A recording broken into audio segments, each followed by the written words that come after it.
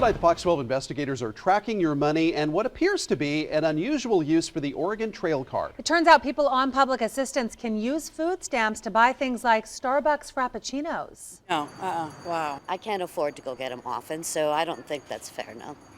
I don't think it's right.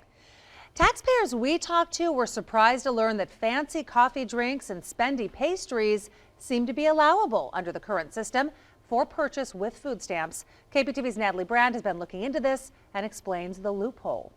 Check out the sign that caught our eye. A viewer sent us a picture from a grocery store with a Starbucks inside, clearly stating they accept the Oregon Trail card for cold beverages and pastries.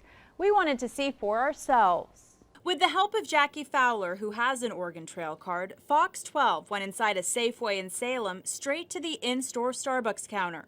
Fowler ordered a tall Frappaccino and slice of pumpkin bread and paid for both using her Oregon Trail card. It's crazy. Grand total, $5.25. You know, they're overpriced as it is, and that's money that somebody else could be eating. You know, that's a loaf of bread, a gallon of milk. Fowler, who made the purchase only for the purpose of our story, says she thinks it's a huge misuse of the food assistance program. There's a lot of loopholes. A spokesman with Safeway says the store recently made the change as an added convenience to customers. He said, quote, "We think that compliance with state laws is something we can easily do."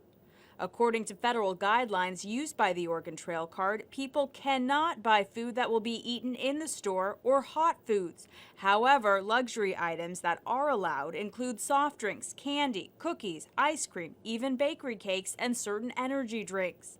And while you cannot use an Oregon Trail card at a corporate standalone Starbucks location, something Jackie tried and was denied, inside this Safeway, the Starbucks is run by the store.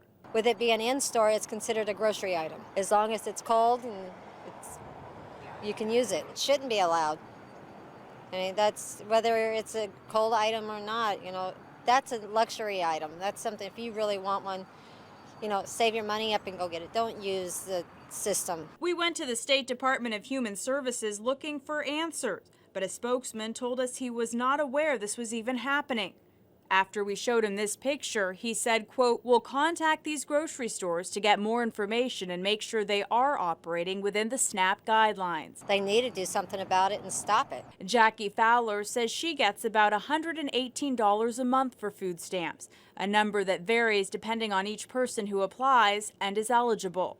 She says there's not much room for splurging. It's just enough to get by. Like so many, she's struggling to find work in a tough economy and says help from the government should be taken extremely seriously. Don't go abuse the system. That's not what it's for. I also called around to some local Albertsons and Meyer stores with in-store Starbucks. They too said as long as it's a cold beverage or approved food, which includes sweets, it would be allowed. I'm Natalie Brand, the 10 o'clock news.